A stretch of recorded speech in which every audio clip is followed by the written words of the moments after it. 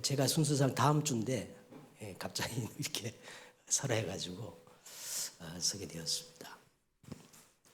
우리 조인수 목사님이 그래요. 목사님 방주로 들어가라 했는데 방주 나와서 어떻게 됐냐고. 그래서 아직도 창세기를 하고 있습니다. 그랬어요.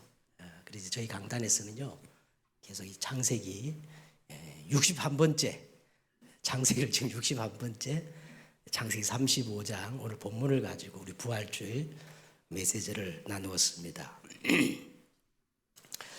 오늘 이 본문을 보시면 전체 35장의 배경을 좀 아시면 좋겠어요. 35장은 너무나 우리가 잘 아는 성경이라 가지고 베델로 올라가라. 베델 사건이 이 창세기 35장에 기록되어 있습니다. 이 밧단 아람에서 하나님의 은혜로 평안히 돌아온 야곱은 하나님은 계속 야곱의 일생 속에서 베델로 올라가라 그랬는데 야곱이 베델로 올라가지 않고 세겜에 머물러 버렸어요. 그 세겜에 그 성경을 보면은 밭을 사고 장막을 치고 짐승 우리가를 만들어 가지고 뭐 성경학자들이 이렇게 보면은 한 10년간 세겜에서 머물러 있었습니다. 그래서 거기서 이제 참혹한 아주 디나 사건으로 인해 가지고 가족 몰살의 절대절명의 위기를 맞이하게 됩니다. 전 그 가나안 7족속이 일어나 가지고 야곱을 이제 죽이려 하는 그런 절대절명의 위기를 맞이하게 됐는데 이때 하나님이 야곱에게 극약 처방을 내리는 거예요. 그래서 오늘 이 1절에 보시면 4가지 동사가 나옵니다. 이거는 군사적 용어인데요. 아주 하나님의 준엄한 명령입니다. 하나님의 극약 처방이 뭐냐? 1절에 보시면 그 세겜에서 일어나라는 거예요. 주저앉지 말고 너 일어나라. 그리고 어디로 올라가라? 1절에 베델로 올라가라. 그리고 베델에 어떻게 해요? 거기서 거주하라.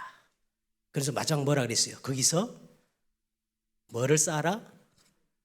제단을 쌓아라. 이게 하나님의 극약 처방입니다. 여러분 위기, 문제, 갈등 만났을 때 이렇게 하면 돼요. 베델로 올라가시면 됩니다. 자, 그래서 오늘 이 본문에 베델로 올라간 야곱에게 하나님은 다시 복을 명하시며 2가지 일을 하시는 거예요. 자, 이제 이 개인적 언약에서 본격적 이스라엘, 여러분 이스라엘이라는 뜻이 뭐냐 하면 우리는 보통 야곱이 하나님과 겨루 이겼다가 이스라엘이라는데 그게 아니에요. 정확한 이스라엘 의미는 이제 하나님이 너를 통치하겠다는 거예요. 그러니까 이게 이스라엘 하나님의 나라, 이 민족적 개인적 언약에서 이제 민족적 언약으로 갱신을 시키는 겁니다. 그리고 오늘 그 증거를 보면요, 이제 야곱이 처음으로 야복강 사건 이후로 10년 만에 처음으로 이스라엘이라는 이름이 이제 성경에 처음 언급되어지고 11절에도 보시면 한 백성과 백성들의 총회가 내게서 나오고 왕들이 내 허리에서 나오리라. 한 나라의 백성과 총회가 나오고 내 허리에서 왕이 나올 것이다. 그리고 이 언약을 성취하기 위해서 하나님의 방법이 뭐냐면 그 하나님의 방법은 렘넌트였어요. 지금 이 추산해 보면 이때 요셉의 나이가 16살인데 하나님은 이 요셉을 통하여 세계 복음화를 작정하신 겁니다. 그래서 이 배경을 가지고 오늘 우리가 본문을 읽어야 오늘 본문이 이해가 되는 겁니다.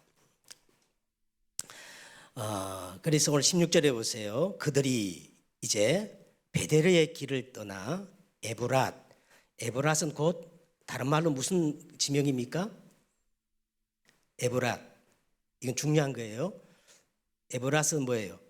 베들레헴입니다.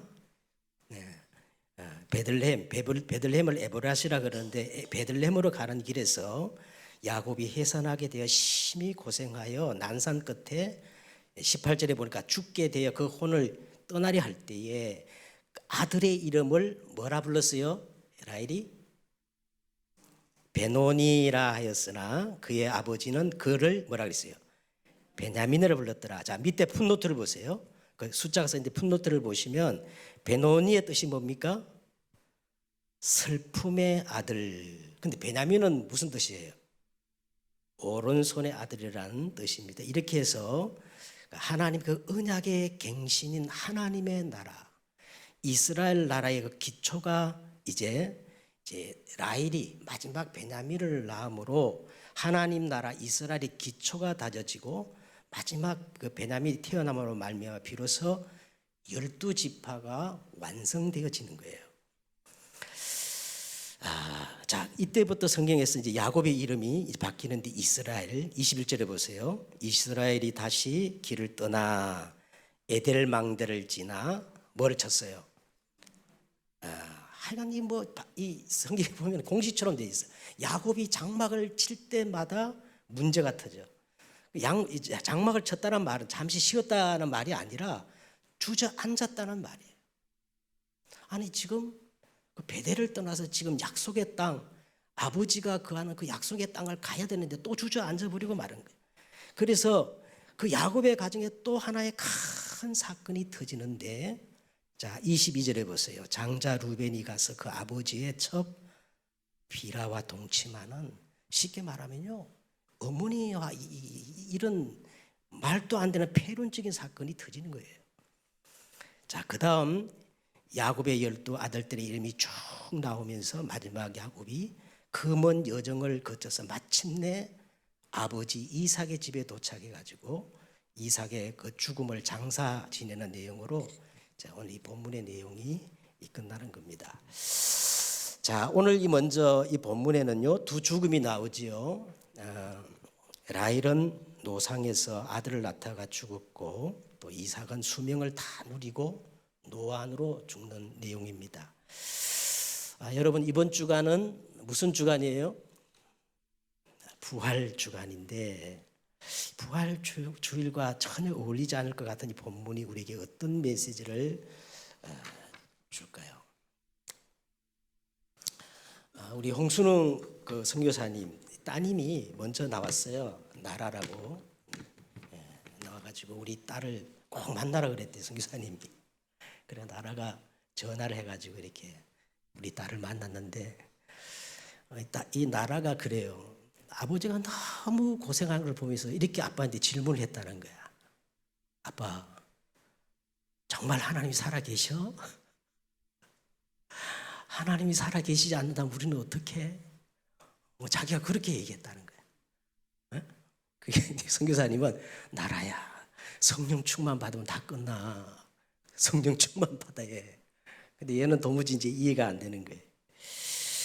여러분, 이 고린도전서 이제 15장이면 부활장 아닙니까? 거기에 보면 바울이, 오늘 제목이, 제목을 안 썼네. 자, 오늘 제목이 뭡니까? 제목이 이 부활의 권능에 참여하라 그랬어요. 자, 이 말은 사도 바울이 그렇게 말한 거예요.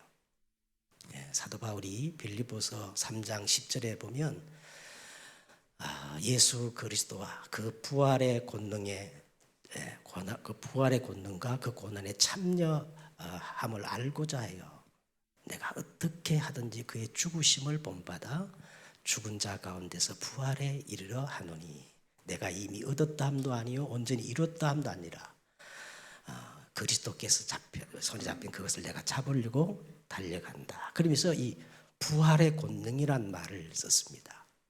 그래서 바울이 이런 말을 했어요. 만약 부활이 없다면 하나님이 거짓말쟁이고 성경이 거짓된 책이고 이 세상에서 우리가 가장 불행한 자라는 거예요. 근데 예수님이 부활이 사실이라면 우리는 판도는 달라지는 겁니다. 그렇죠? 기독교는요, 죽음의 종교가 아니에요. 부활의 종교예요. 생명입니다. 생명. 자, 먼저 오늘 이 본문을 가지고 이제 먼저 우리가 서론적으로 먼저 뭐를 우리가 알아야 되느냐면, 여러분, 이 죽음은 우리 인생 가장 마지막 문제예요. 가장 가장 마지막 문제가 뭐냐? 죽음의 문제입니다. 그래서 오늘 이 본문을 이제 보시면 첫째,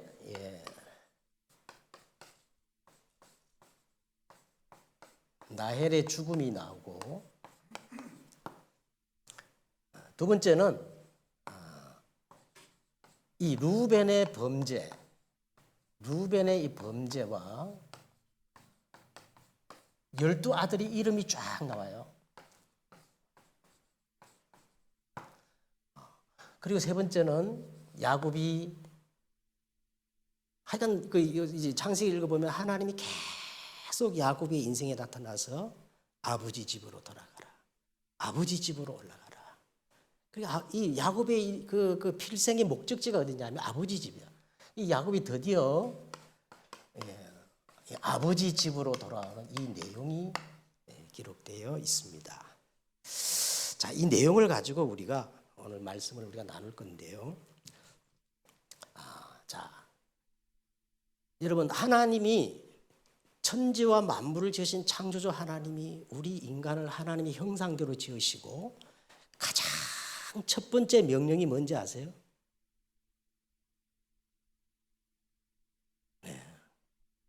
생육하고 번성하여 땅에 충만하라, 땅을 정복하라. 그렇죠? 다시 말하면요, 살라는 거예요. 리브 살라는 거예요. 살라는 거예요. 근데 그냥 사는 게 아니라 바르게 살아라는 겁니다. 그런데 다 죽었어요. 다 죽었어요. 인생의 마지막 문제를 그 누구도 해결하지 못했어요. 그 누구도. 어느 날 공자의 제자들이 공자에 와가지고 질문을 했다 그래요. 선생님, 죽음 뒤의 일을 우리에게 가르쳐 달라고 이렇게 질문을 하니까 공자가 그랬답니다. 이 사람아, 이생의 일도 다 알지 못하는데 어떻게 죽음을 논할 수 있겠냐.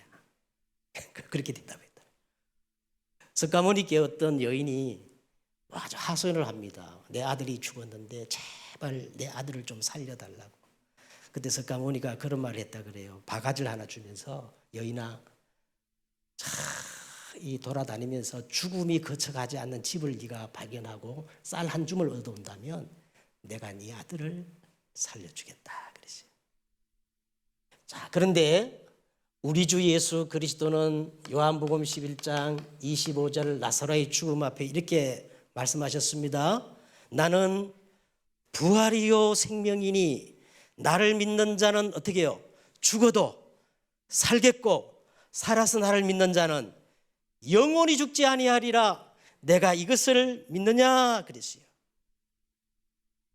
계시록 14장 여러분 13절에 보니까 성경 놀라운 말 한 게 있어요. 주 안에서 죽는 자는 복이 있도다. 아니, 모든 사람은 죽으면 끝이요 절망이요 흠인데 하나님의 말씀 성경은요, 주 안에서 죽는 자는 뭐가 있도다? 복이 있도다. 다시 말하면요, 우리 예수 믿는 사람은 인생 마지막 문제 죽음이 끝난 사람들이요. 예수님이 죽음을 사망 권세를 깨뜨렸다는 말은요, 모든 문제를 해결했다는 거예요. 그 말 아니겠습니까? 그래서 성경만 죽음의 원인, 죽음이 왜 왔는지 죽음의 원인, 죽음을 이기는 방법, 죽음 이후에 그 일들을 성경에만 우리에게 말씀해 주고 있어요. 그래서 성경은 우리에게 세 가지 죽음을 이야기하고 있습니다. 자, 첫째 어떤 죽음을 얘기하느냐면 성경에서 영적 죽음을 우리에게 말씀하고 있어요. 창세기 2장 17절에 보니까 여호와 하나님이 그 사람에게 명하여 이르시되 동산 각종 나무의 실과를 내가 임의로 먹되. 뭐를 먹지 말라 그랬어요? 선악을 알게 하는 나무의 실과를 먹지 말라. 먹는 날에는 어떻게 해요? 정령. 우리 옛 성경에는 정령, 우리가 가지고 있는 성경에는요 반드시 죽으리라. 그래서 저 사람 하다가 아담과 하와가 선악과를 따먹자마자 죽었어요. 뭐가 죽었어요? 영이 죽었어요. 자, 그래서 이 하나님을 떠나서 하나님과 이 분리되고 하나님과 단절되어지는 것을 성경은 영적 죽음이다 그렇게 말씀하고 있습니다. 영적 죽음.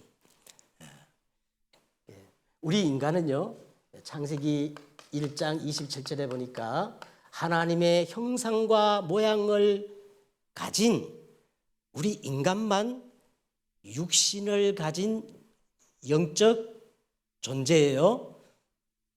따라해봐요. 육신을 가진 영적 존재. 우리 인간만 그래요. 짐승은요, 육만 있어. 천사는 뭐가 없어요? 육이 없고 영만 있어요. 제가 이 성북동 그 거기를 넘어가는데 플래카드가 하나 딱 적혀 있어요. 절에서 이 플래카드를 적어놨는데 뭐라 그러냐면 반려견 천도제를 지내준다는 거야. 그래서 제가 무슨 생각했냐면, 인간이 하나님 따라서 영이 죽어버리니까 그 수준이 뭐와 같아요? 짐승과 같은 거예요. 짐승보다 못해. 두 번째, 성경은 어떤 죽음을 얘기하느냐 하면 이 육신적 죽음을 우리에게 말씀하고 있습니다. 창세기 2장 7절에 보니까 여호와 하나님이 흙으로 사람을 지으시고 그 코에 생기를 불어넣으시 사람이 어떻게 됐어요? 생명이 된지라. 그러면서 3장 10절에 보니까 너는 흙으로 왔으니 흙으로 돌아가라 그러는 거예요. 성경은 육신적 죽음을 어떻게 정의하느냐 하면 우리 영혼과 육신이 분리되어서 본래 있던 곳으로 돌아가는 것을 육신적 죽음이라 그래요. 우리 육신은 어디에 왔어? 흙으로 왔기 때문에 어디로 돌아가는 거예요? 흙으로 돌아가는 거예요. 우리 영혼은 누구께 왔어요? 하나님께 왔으므로 하나님께 돌아가는 것을 육신적 죽음이라 그럽니다. 그 다음에 성경은 또 무슨 증언을 했냐? 영원한 죽음을 얘기하고 있어요. 영원한 죽음. 히브리서 9장 27절 한 번 죽는 것은 정해진 겁니다. 죽음은 절대적인 거예요. 죽음은 피할 수 없어요. 그렇죠? 히브리서 4장 13절에 보니까 죽음 앞에는 모든 것들이 다 숨길 수 없이 드러나는 거예요. 지은 것이 하나도 그 앞에 나타나지 않음이 없고 우리의 결산을 받으실 이 앞에 만물이 벌거벗은 것처럼 드러나느니라. 그러면서 계시록 여러분 21장 8절에 보니까 그러나 두려워하는 자들과 믿지 않는 자들과 흉악한 자들과 살인한 자들과 음행한 자들과 점술가들과 우상 숭배하는 자들과 복음 아니고 거짓말하는 자들, 복음이 진리인데 복음 말하자고 거짓말하는 자들은 불과 유황으로 타는 못에 던져지니 이것이 몇 번째 죽음이다? 둘째 사망이니라 그랬어요. 이렇게 죽음을 이렇게 성경은 세 가지로 말씀을 하고 있습니다. 자, 그러면 우리가 첫 번째로요, 우리 라헬의 죽음을 통해 가지고 우리가 뭐를 알아야 되느냐면, 우리가 이 부활의 권능에 참여하려면 반드시 죽음이 전제돼야 돼요. 죽음이 전제되지 않는 부활은 존재하지 않습니다.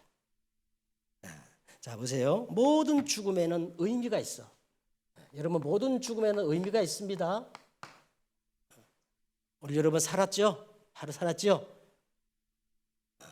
그게 하나님의 계획이 있는 거예요. 만약 하나님의 계획이 없다면, 전도할 이유가 없다면 우리는 어떻게 해요? 빨리 가는 게 낫겠죠. 그죠? 오늘 라헬의 죽음에도 굉장한 의미가 있어요. 자, 보세요. 만약 라헬이 죽지 않았다면 야곱이 요셉을 편애했겠어요?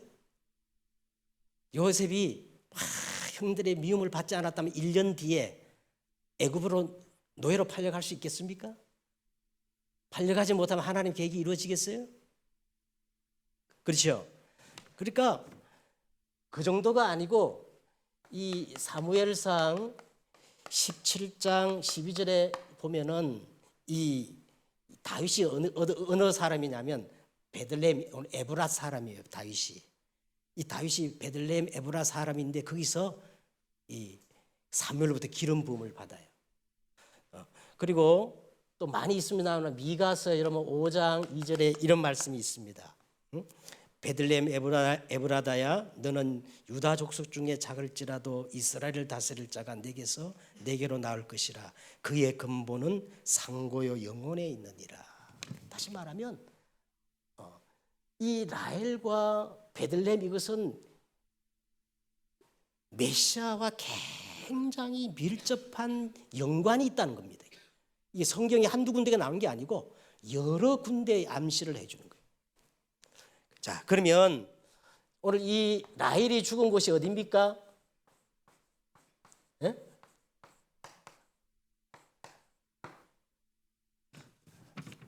자, 이 베들레헴에서 누가 태어나셨죠? 베들레헴에서 예수 그리스도, 하나님 만날 수 있는 새롭고 살 길을 여신 참 선지자 그리스도가 오신 거예요. 자, 라헬은 이 아들을 낳았는데 이름을 뭐라 했어요? 오늘 보니까 베노니, 그 뜻이 뭐예요? 슬픔의 아들이에요. 그리스도는 우리 인류의 모든 슬픔을 담당하시고 갈보리 십자가에서 죄와 사망의 법에서 우리를 해방시키신 뭐예요? 대제사장이십니다. 자, 그런데 오늘 아버지 야곱은 오늘 이 아들을 어떻게 불렀어요? 베냐민은 무슨 뜻이에요? 오른손의 아들, 오른손의 아들. 자, 예수 그리스도는 부활하셔서 사단의 머리를 박살내시고 지금 어떻게 계셔요? 하나님 보좌 우편에서 만물을 통치하시는 만왕의 왕이십니다. 자, 그래서 우리는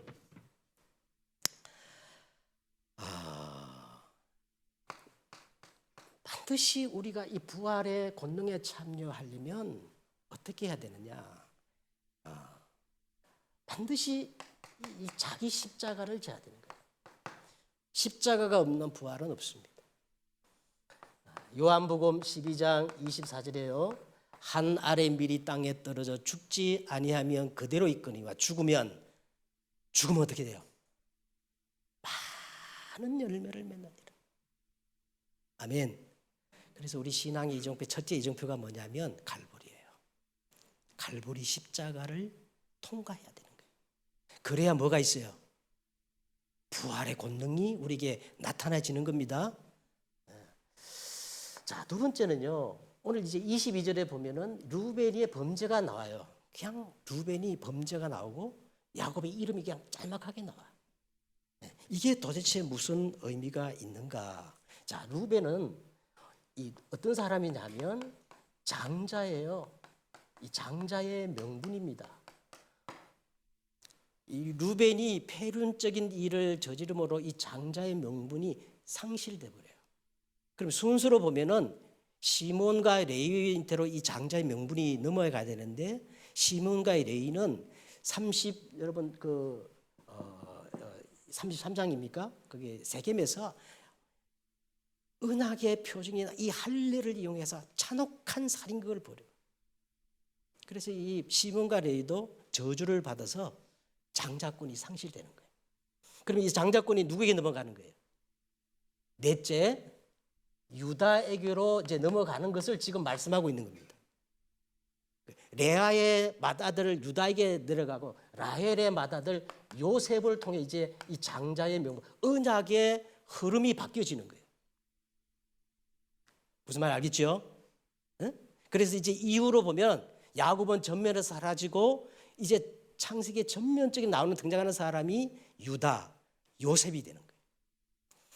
자, 그러면 우리가 이 언약의 흐름 속으로 들어가야 부활의 권능에 참여할 수가 있는데 우리가 어떻게 이 부활의 권능에 들어갈 수가 있는가? 자, 오늘 여러분 2절을 보세요. 2절을 보세요. 자, 저는 우리 이제 다락방에는 보면은 뭐 광야 운동, 도단성 운동, 예? 저기 또 뭐 파수꾼 운동, 해당 운동 있잖아요. 근데 이 창세기를 보면서 야, 다락방에 베델 운동이 일어났으면 좋겠다. 자, 하나님은 오늘 그랬잖아요. 너는 일어나 베델로 올라가 거기 거주하며 제단을 쌓으라 할 때 야곱이 오세요. 자, 이방 신상을 버리고 그랬어요.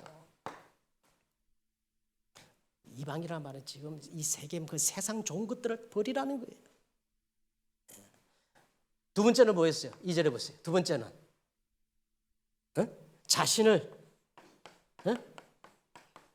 자신을 정결하게 하며 그랬어요. 세 번째는 너희 의복을 바꾸어 입고 그랬어요. 네 번째는 거기서 뭐를 쌓아라? 제단을 쌓아라 그랬습니다. 여러분은 이 의복이라는 것은 이렇게 이해하면 돼. 사도행전 138 바꿔버려야 돼. 그리고 제단을 쌓아라 말은 내 인생의 우선순위가 뭐냐? 예배입니다. 여러분 이렇게 하지 않고는 여러분 언약의 흐름 속으로 들어갈 수 없어요. 부활의 권능이 나타나지를 않아요. 자, 세 번째는 이 아버지 집으로 돌아온 야곱이 이제 27절에 이렇게 기록되어 있는데 지금 이 이삭이 거주하는 데가 어디입니까? 제가 한번 물어볼게요. 이삭이 거주하는 데가 기랏 아르바, 헤브론, 다시 말하면 마물의 상수리 숲을 근처. 아브라함이 거주했던 그곳에 지금 거주하고 있는 겁니다. 여러분 정확히 이곳은요. 창세기 12장 1절과 3절에 하나님이 내가 내게 지시할 땅으로 가라. 그 땅이에요. 다시 말하면 어떤 땅이냐면 하나님의 약속의 땅입니다. 그래서 야곱이 인생의 마지막 이 정착지가 어디냐면 지금 이삭을 만나고 아버지께로 돌아왔다는 말은 이삭은 성삼위 하나님을 예표하기 때문에 오늘 이삭이 아버지 집에 돌아왔다는 말은 누구의 품으로 왔다는 겁니까? 하나님의 품으로 돌아왔다는 거예요. 그래야 여러분 부활의 권능이 나타나는 거예요. 네? 그래서 이 부활의 권능을 우리가 아버지 품으로 우리가 돌아갔다 그러는데 자, 저는 이렇게 정리했어요. 우리가 정말 바르게 사는 것이 뭐냐? 여러분 이 땅에 성공하는 게 바른 게 아니에요. 착하게 정직하게 사는 것도 아니에요. 정말 바른 삶이 어떤 삶이냐면 믿음으로 사는 삶이에요. 하나님을 정말 바르게 믿는 믿음으로 사는 삶입니다. 그러면 믿음으로 사는 그 내용을 몰라 이건 제가 정리한 거예요. 자, 첫째는요. 창조의 목적과 원리를 따라 사는 삶입니다. 창세기 1장 27절과 28절. 하나님은 원래부터 나무는 땅에 뿌리를 두고 살아야 되고 물고기는 어디서 살아야 돼요? 물에서 살아야 돼. 하나님은 처음부터 남자와 여자를 창조하시고 그들에게 복을 주시며 그들에게 이르시되 했어요.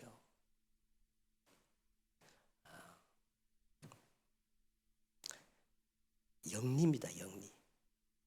창조의 원리와 목적을 따라 사는 게 믿음대로 사는 거예요. 두 번째는 예배하는 삶이에요. 하나님이 우리 인생 창조의 목적이 뭐냐? 이사야 43장 21절 이 백성은 내가 나를 위해 지었나니 나의 찬송을 부르게 하려 함이라.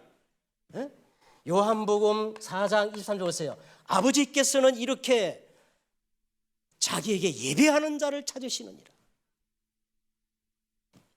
예배하는 사람이요.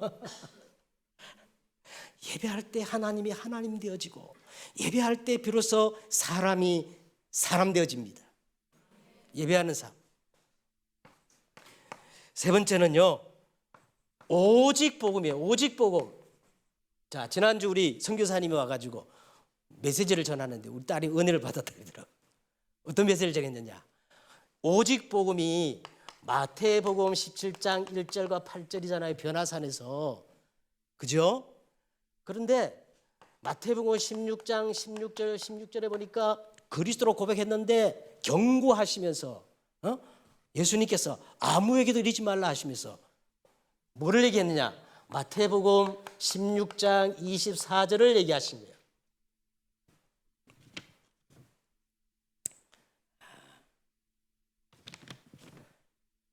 아무든지 나를 따라오거든 자기를 부인하고 뭘 줘요?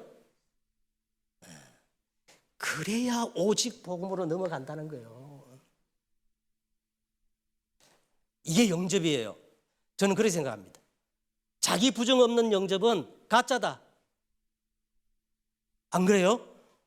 아니 자기가 부정 안 돼도 어떻게 예수님이 주인데요?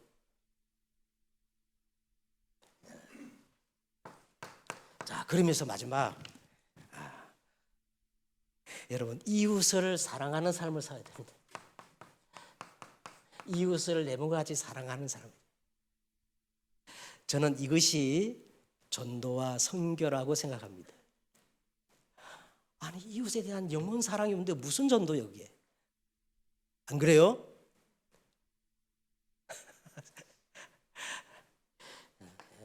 빌립보서 2장 5절에서 9절 너희는 이 마음을 품어라. 그는 근본 하나님의 본체이시나 하나님과 동등됨을 취할 것으로 여기지 않으시고 사람의 모양으로 나타나서 사람같이 되셨다는 거예요. 자기를 낮추시고 죽기까지 복종하셨으니 곧 십자가에 죽으심이라. 그래서 지난주 우리 성교사님 그랬잖아요. 난 다 공감되더라고. 최고의 가장 모델적인 전도와 선교는 예수 그리스도다. 이거예요. 이거. 사람의 모양으로 나타나사 사람들과 같이 되셨다는 거예요. 자, 이렇게 우리는 자, 이제 말씀을 정리하도록 하겠습니다. 결론입니다. 고린도후서 5장 17절 그런즉 누구든지 그리스도 예수 안에 있으면 뭐다? 새로운 피조물이라. 이전 것은 지나갔으니 보라 새 것이 되었다. 자, 이제 결론적으로 우리가 정말 부활의 권능에 참여하려면 어떻게 해야 될 것인가? 여러분 지난주 우리 핵심 들었죠? 핵심 들었죠? 반드시 먼저 할 것이 있어요. 그게 뭡니까? 우리 인간의 이 실존 문제를 정확히 알아야 돼. 우리 인생 12가지 문제 먼저 알아야 됩니다. 진짜 그래요. 저는 그래요. 정말 인간이 거짓말하지 않고 정직하다면 하나님을 찾을 수밖에 없어요.